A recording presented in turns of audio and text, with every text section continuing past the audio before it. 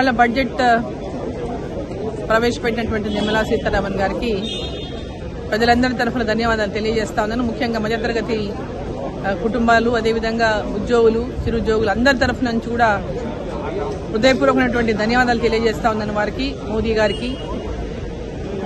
ఈరోజు బడ్జెట్లో చాలా బ్రహ్మాండమైనటువంటి బడ్జెట్ మధ్యతరగతి కుటుంబాలకు కానీ, అదేవిధంగా ఉద్యోగాలు, చిన్న ఉద్యోగాలు చేసుకుంటున్నటువంటి మధ్యతరగతి ఉద్యోగాలు చేసినటువంటి వాళ్ళకి కానీ, ఒక ఎంతో కాలం నుంచి ఎదురు చూస్తున్నటువంటి వారికి ఇవాళ పెద్ద ఒక రిలీఫ్ ఈ బడ్జెట్ ద్వారా వాళ్ళకు మధ్యతరగతి కుటుంబాలకు ఇచ్చిందనే చెప్పాలి.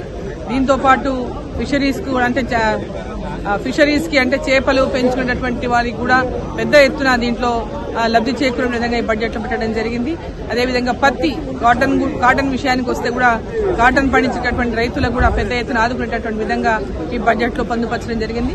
సో ఓవరాల్ గా చూసుకుంటే ఈ బడ్జెట్ లో బ్రహ్మాండంగా అందరూ ఏదైతే ఎదురు చూస్తారో ఇంతకాలంగా ఈ బడ్జెట్ లో ఏదైనా ప్రత్యేకత ఉంటుందా అని మధ్యతరగతి కుటుంబాల వారు, ముఖ్యంగా మధ్యతరగతి కుటుంబాల వారు ఏదైతే ఆశించిండ్రో, ఎన్నో రోజులుగా ఆశిస్తా ఉన్నారో వారి కలలు నెరవేరేటటువంటి విధంగా ఈరోజు ఈ బడ్జెట్ ఉంది.